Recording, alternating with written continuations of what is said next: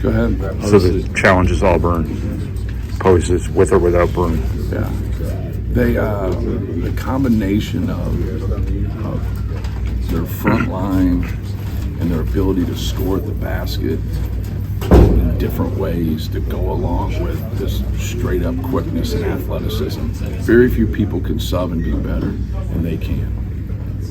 They have a great starting five. Their guards are really good, but when Pettiford comes in, they get faster. They play quicker, and they're already playing fast and quick. And so, Kelly's ability to move and shoot, Pettiford's ability to create for himself and others. Broom just a fabulous player. Just a guy that can play inside and out, can pass the basketball, can rebound the basketball. Johnson obviously had a huge game the other night. The beat goes on. They have guys that come off the bench and don't play a lot, anywhere from 5 to 15 minutes that, scored 17, 18 points in other places. And so they're very talented. He's done a great job with this group. They're a very good defensive team. Obviously, they're the best team ever at this point, efficiency-wise, offensively, in the history of KenPom. So I think that speaks for itself. You're going to have to do a really good job of staying out of transition. You can't be in transition defensively, allow extra shots on the glass, and think you're going to be in a good position at the end of the game. Those areas have to be secured, and you have to be able to do those things, and that's easier said than done because they give you problems on both ends.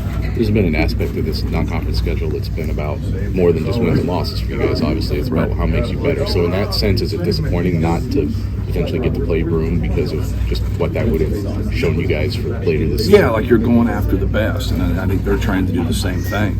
And, obviously, when you play, I think the season ended right now. It looks like he'd be the National Player of the Year. So we know what that entails because we lived it the past 2 years. And so we know everything that comes at a guy like that. And that's what we would do also, if he played. You have to give him a lot of attention. And that's what makes him great is his ability to pass. And Zach's ability to pass was now when you put skill and quickness alongside somebody like that, you have a decision to make. And you've got to be able to keep them out of positions to where you're vulnerable. And sometimes you're vulnerable with him in his overall, just physical dominance. And sometimes you're vulnerable with him with his ability to pass.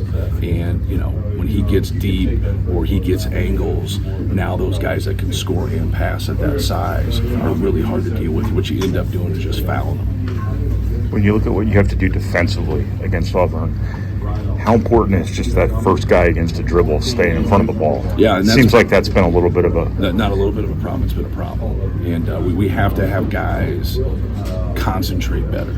You got to take pride in your job and just keeping the ball in front of you. And sometimes guys are going to get angles, but they can't get direct drives. You got to give us at least 2 dribbles to where now we can give some help there and get those gaps. But if you're just getting blown by and they're going to the rim, now we're not in help, we're running to help.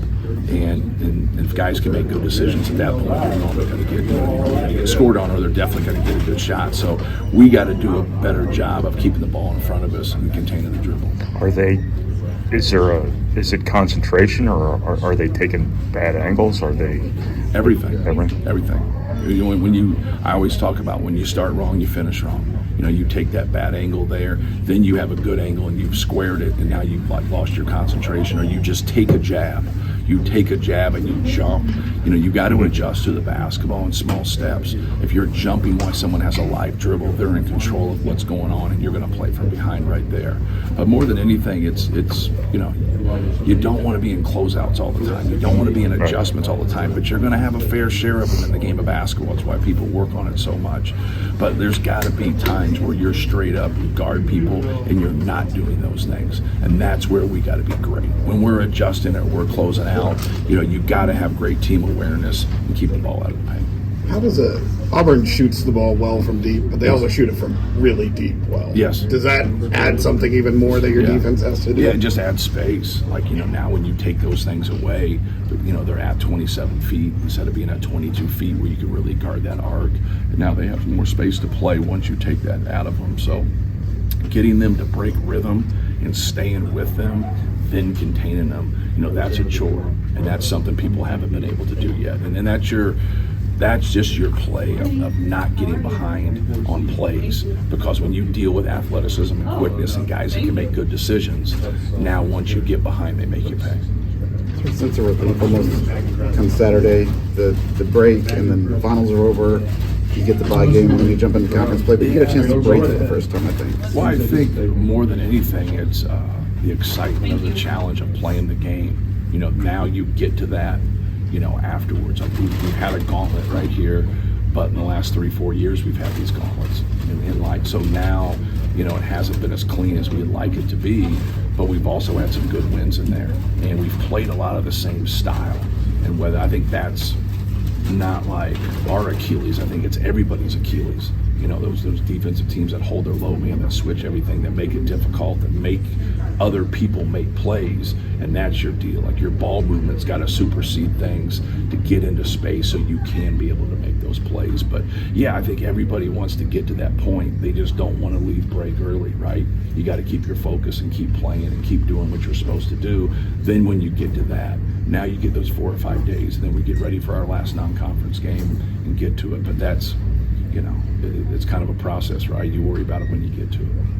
You know, I assume it was going to be nice to see Trey get that matchup with Johnny. With him gone, though, potentially, does it kind of the challenge shift a little bit? Like now, what can you guys do with him? Right. Without him. Well, they still have great physical players down there. Like they still have great defenders, you know, on their front line. Really good defenders, actually.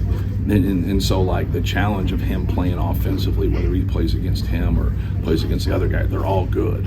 You know, they're all really good players. So, you know, it's a good matchup, but it's more than the game. Like, I don't think it's a secret that they want to establish him. I don't think it's a secret that we want to establish, you know, our guy.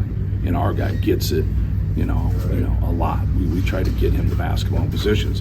What he's ended up doing for us is when he takes care of it and makes good decisions, he becomes our second playmaker. He becomes our second passer. And now that really, you know, because Braden is such an elite passer, so when people want to take that away, if he can make good decisions and not turn the ball over, right there, we get quality shots. And that's what we got to keep growing into, is having both of those guys in scoring and passing positions.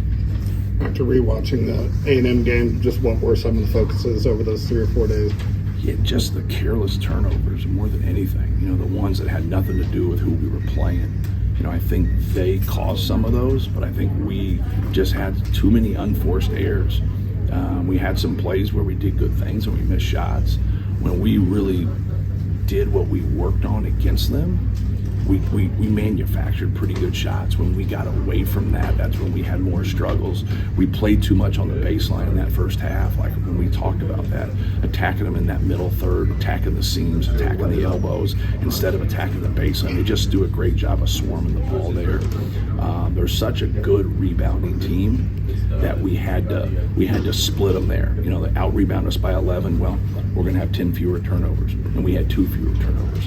And then that now when you go to the possessions, and then you don't shoot the ball well, and then you don't get to the free throw line as much, and we're normally a team that gets to the free throw line. Now, you know, you're battling uphill. The fact that we're still in the game, you know, at the end with all those variables that I mentioned. You know, it kind of takes you a step back. It's normally 16 turnovers, minus 11 on the glass.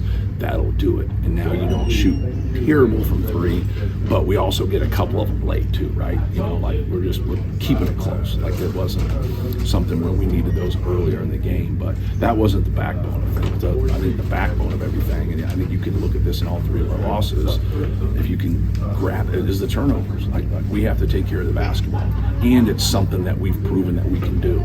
But we've also proven that we can struggle in that area. Like we just got to be more consistent. In all 3 of your losses, I know Braden's never been a high volume free throw shooter. He hasn't shot a free throw yet in any of your 3 losses. I know that's a small sample size, but is it indicative of something that's being taken away that you guys need to find a way to? The 3 people have been more aggressive on the ball, like with him, and so I think that's a key thing for him, because when he can get outside their shoulder, things open up. When you can't get outside your shoulder, the ball's got to get out of your hands, and now we got to be able to play there. But now they're not letting him get deep where people play more on the drop. You're going to get to your pull-up. You're going to get to your hesitation drives. You're going to get more of that. And that's not the only thing, because it's not the only thing we run, but we do run a fair share of ball screen action for him because he's so good at it. but yeah, that's something that you gotta just try to keep being aggressive, but where you're being aggressive, like be aggressive more in the middle of the floor than anything. But yeah, it's something that not just him, but like you want everybody, right? You want to get to the free throw line. You want to make more free throws than your opponent shoots. What's your favorite Frank Kinder story? Oh, more than anything, just like his love for Purdue. Like, he was a great man and, did a lot for us and just cared about Purdue. And like, he was so excited about us going to the Final Four and wanted to help, wanted to be around, and, just proud. Just a proud Purdue alum that, did a lot for our basketball program.